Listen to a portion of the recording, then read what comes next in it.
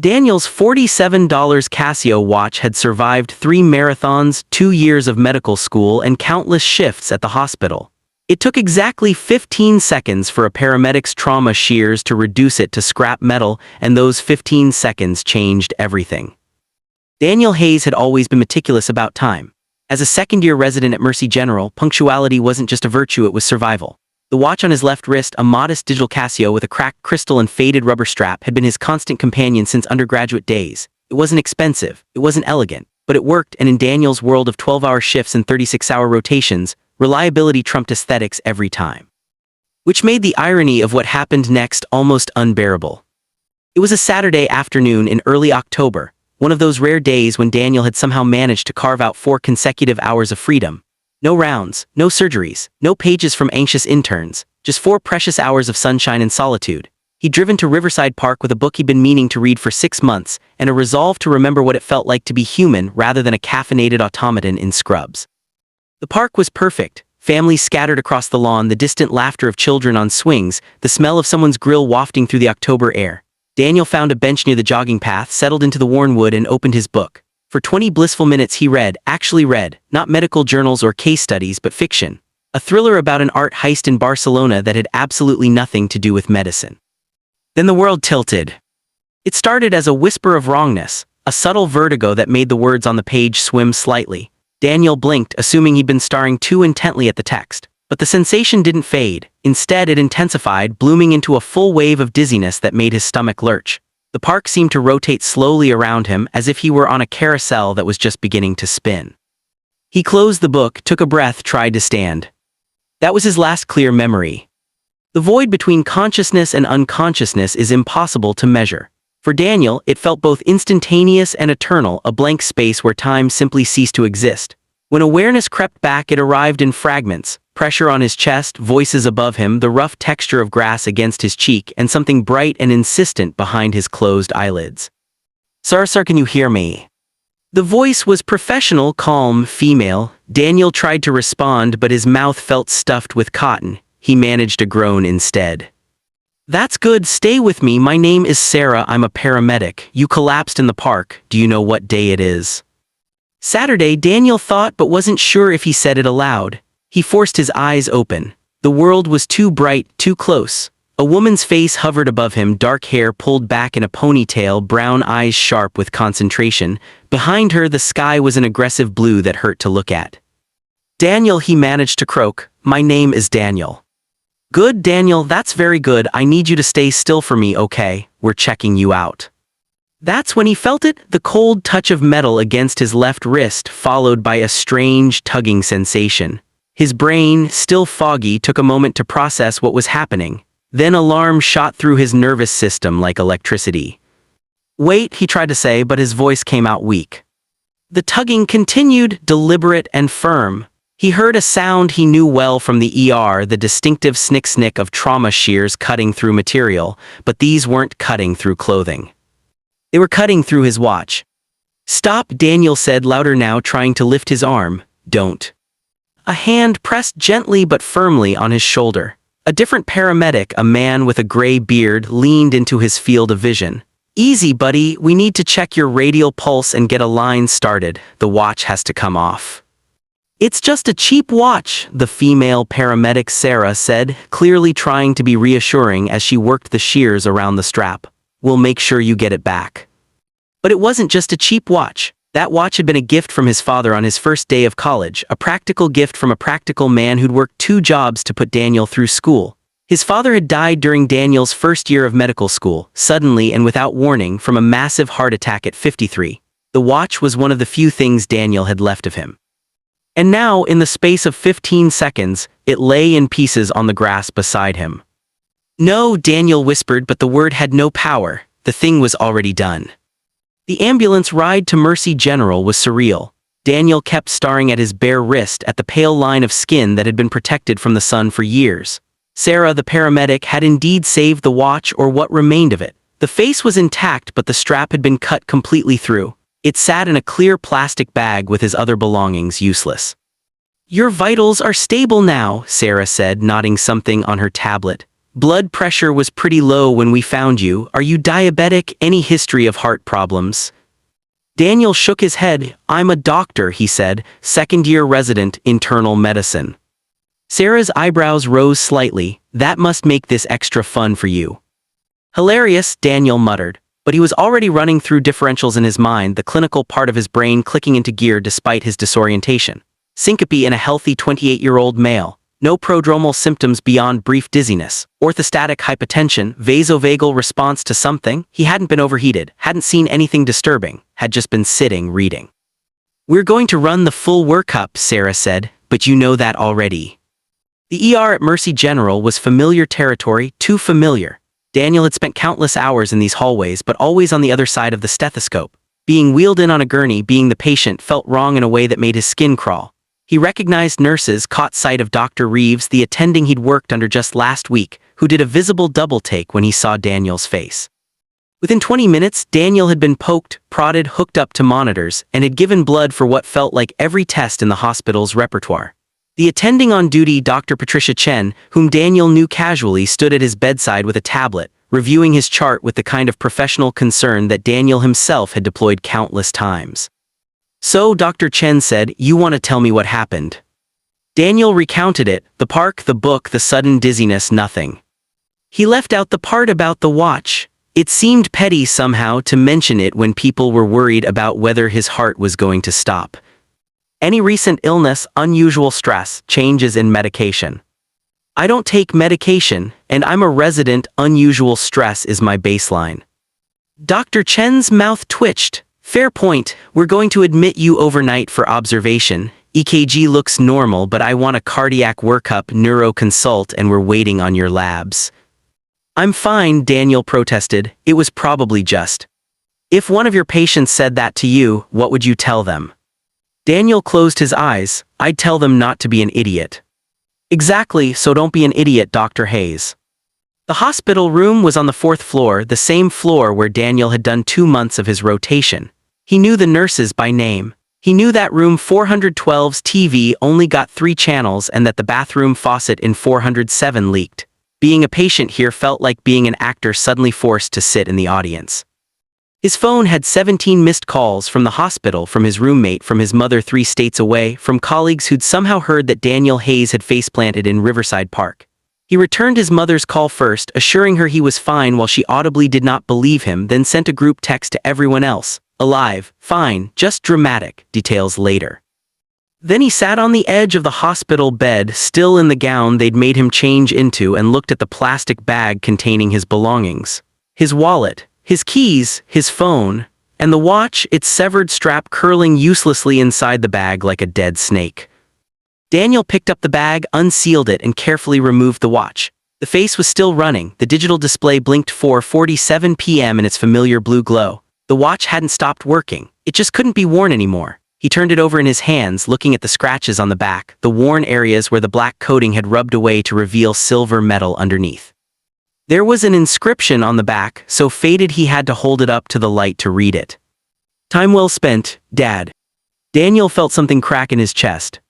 He'd been so careful with this watch, had taken it off for every surgery, every sterile procedure, stored it safely in his locker, had replaced the battery twice, had refused to upgrade to something fancier even when his co-residents teased him about looking like he'd raided a 90s time capsule. The watch had survived everything. Except 15 seconds of trauma shears.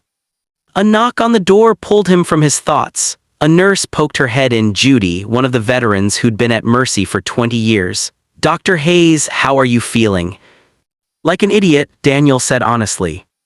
Judy smiled. Well, at least you're in the right place for that. Dr. Martinez from cardiology will be by in about an hour to do your echo. Need anything before then? Answers would be nice. Fresh out of those, I'm afraid, but I can get you some ginger ale.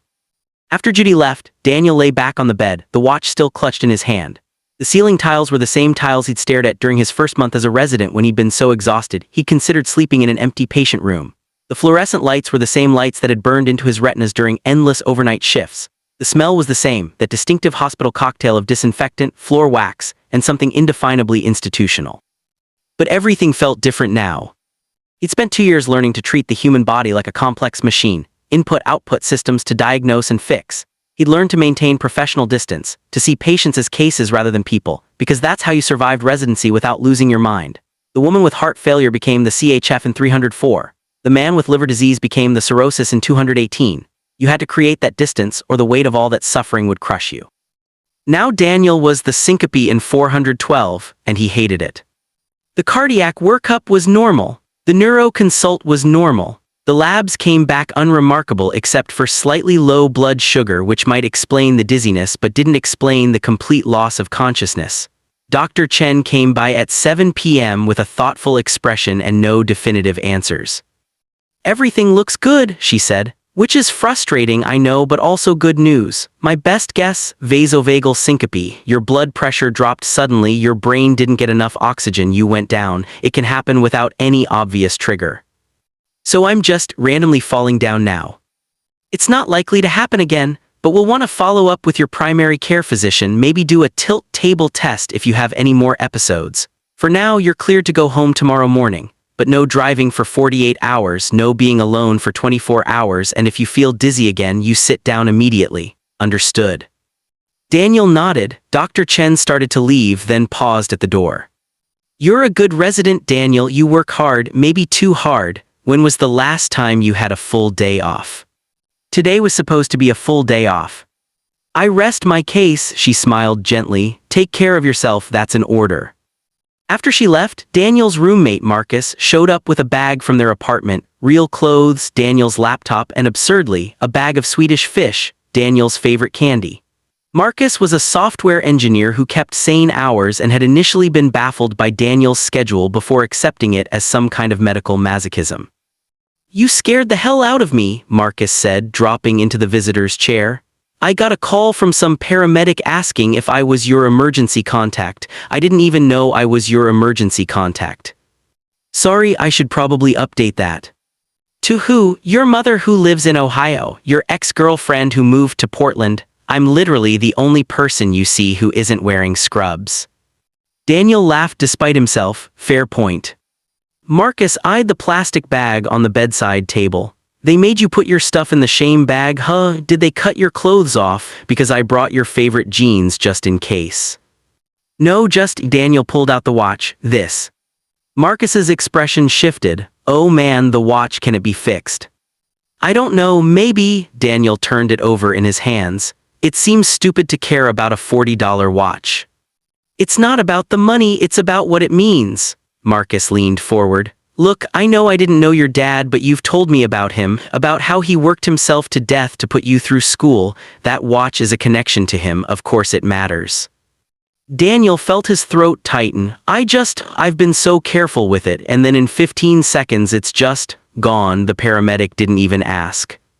"She just cut it off. She was saving your life, dude." "I know that, rationally I know that, but it doesn't make it feel any better." They sat in silence for a moment. Then Marcus said, "You know what's weird? You spend your whole life trying to control things, trying to be prepared. And then something happens, you faint in a park, someone cuts your watch off, and you realize how little control you actually have. It's all just chaos and randomness, and we're all just pretending we have our shit together." That's a deeply depressing philosophy.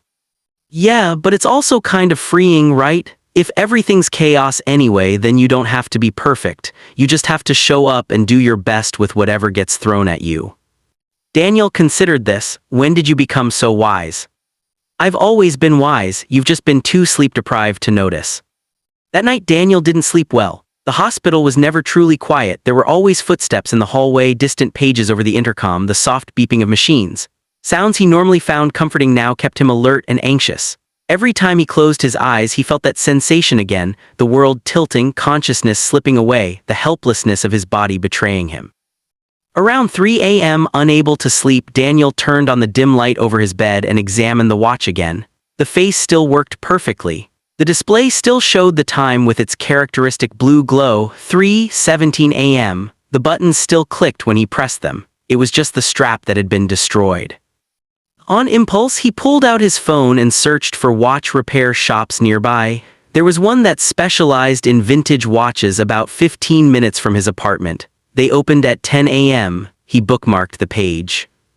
Then because he was awake and anxious and his brain needed something to do, Daniel started researching.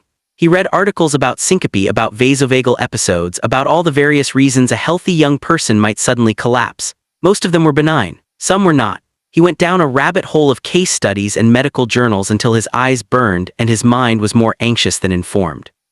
Finally, he forced himself to put the phone away. He thought about what Marcus had said about control and chaos, about how much of his life had been spent trying to maintain perfect control over his schedule, his performance, his emotions, his future. Medical school and residency demanded that kind of control. You couldn't afford to be chaotic when people's lives were in your hands. But what about his own life? When had he last done something spontaneous? When had he last let himself be vulnerable, imperfect human? The watch face blinked 3:47 a.m. Daniel closed his eyes and finally slept. Sunday morning came with paperwork and discharge instructions and the indignity of being wheeled to the hospital entrance in a wheelchair despite being perfectly capable of walking. Marcus picked him up and drove him home, stopping at a diner for breakfast because Daniel couldn't remember the last time he'd eaten anything that wasn't from the hospital cafeteria. The diner was busy with the after-church crowd, families in their Sunday best, older couples reading newspapers over coffee. Daniel sat in the booth and felt oddly disconnected from it all. Like he was watching life through glass. "You're being weird," Marcus observed, stabbing at his pancakes. "I almost died yesterday." "You fainted, it's not the same thing." It felt the same that moment when everything just stopped. I wasn't in control, I couldn't do anything about it. Marcus set down his fork. Is this about the watch or about something else? Daniel poked at his eggs. Both. Neither. I don't know, I keep thinking about that paramedic. Sarah, she was just doing her job, she was trying to help me, and I'm sitting here resenting her for cutting off a $40 watch. What kind of person does that make me? Human. It makes you human, Daniel. You're allowed to grieve small losses. You're allowed to feel sad about things that matter to you, even if they seem objectively small. That's not selfishness, that's just being alive. They finished breakfast in relative silence and then Marcus drove Daniel home. The apartment felt strange, too quiet, too still. Daniel took a long shower, changed into real clothes, and then stood in the middle of his living room feeling unmoored. The watch sat on his desk, still running, still keeping perfect time despite its severed strap. Daniel picked it up, grabbed his keys, and headed back out. The watch repair shop was tucked between a dry cleaner and a Vietnamese restaurant in a strip mall that had seen better days. The window display featured vintage timepieces behind dusty glass, elegant dress watches, complicated chronographs, pocket watches from another era. Small bell chimed when Daniel pushed open the door. The interior was cramped and cluttered, every surface covered with watch parts, tools, and boxes. Behind the counter, an older man with white hair and magnifying glasses perched on his forehead looked up from a workbench. "Help you?" he asked in an accent Daniel couldn't quite place. Eastern European, maybe Russian. Daniel approached the counter and carefully set down the watch. "I need a new strap, the old one was damaged." The man picked up the watch, turned it over in his gnarled hands, examined it with the practiced eye of someone who'd spent a lifetime with timepieces. He read the inscription on the back, then looked up at Daniel with surprising gentleness. "Casio F91W Classic, reliable, cheap to replace." "I don't want to replace it." The man nodded slowly as if Daniel had passed some kind of test. "Story?" Daniel hesitated, then because something about the quiet shop and the old man's patient expression made him want to talk, he told it. The park, the dizziness, waking up to trauma. Shears, his father's gift, the 15 seconds that had changed everything. The man listened without interrupting. When Daniel finished, he set the watch down gently and said, "Time is not the watch, time is what we do with it. Your father, he knew this inscription, time well spent. He was telling you that it's not about the hours on a clock, it's about what you fill those hours with." "I know that, but the watch was a reminder, a symbol." "Yes, but symbols can be remade." The man reached under the counter and produced a collection of watch straps, leather, nylon, rubber, metal. "We find you new Strap watch still works, yes, heart of the thing is still good, only the connection is broken, we fix the connection. Daniel looked at the array of straps. The original was just rubber black. Original is gone, but we can make new original, or, the man pulled out a canvas NATO style strap in dark green. We can make something different, something that honors what was but becomes something new. Daniel picked up the green strap, felt its weight. It was simple, durable, more interesting than the old black rubber. This one, he said. The man smiled. Good choice, I put it on now, 5 minutes. While the watchmaker worked with steady, practiced hands, Daniel wandered the shop. There were photographs on the walls, the man himself, younger, standing in front of a different shop. In what looked like a European city, family photos, pictures of rare watches, a quote framed on the wall in neat calligraphy. Time is what we want most, but what we use worst. William Penn, Daniel remembered from some long ago philosophy class. All done, the watchmaker held up the watch, now affixed to the green NATO strap. It looked different, less generic, more purposeful somehow. He handed it to Daniel. No charge. What? No, I can pay. The man waved him off. You already paid with your story, with understanding that some things matter beyond their price. This is enough. He tapped the inscription on the back of the watch. Honor your father, spend your time well, that is payment enough. Daniel felt something loosen in his chest, a knot he hadn't known he was carrying. He strapped the watch onto his wrist. It fit perfectly, felt right, familiar and new at the same time. Thank you, he said, and meant it more than he could express. Go, the old man said with a gentle shooing motion, go spend your time well. Walking back to his car, Daniel felt different, lighter somehow. The watch on his wrist was the same and not the same, like him maybe, changed by 15 seconds of chaos, but still fundamentally himself. He sat in his car for a moment, looking at the watch face. 11:23 a.m., time ticking forward. Relentless and indifferent, he thought about the old watchmaker's words, time is not the watch. Time is what we do with it. Daniel had spent 2 years doing everything expected of him, excelling in residency, proving himself, sacrificing sleep and health and any semblance of normal life. He'd been spending his time certainly, but had he been spending it well? He thought about his father, who'd worked 2 jobs and still made it to every one of Daniel's high school basketball games, who'd been exhausted but never too tired to talk, who died at 53, his time cut short by a heart attack caused by decades of stress and too little self-care. Don't be like me, his father had said once, near the end of Daniel's college years. Don't work yourself to death, life is more than just the work.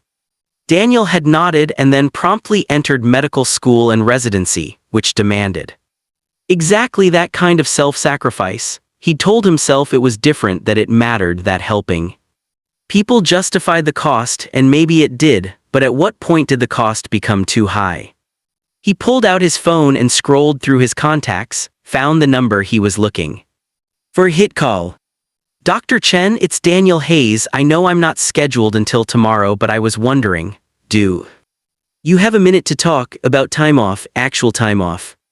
3 weeks later, Daniel stood in Riverside Park again at the same bench where he'd collapsed. It was late October now, the trees burning with autumn color, the air crisp with the promise of winter. He'd taken a week off, his first real vacation in 2 years, and was easing back into his schedule with more reasonable hours and actual days off.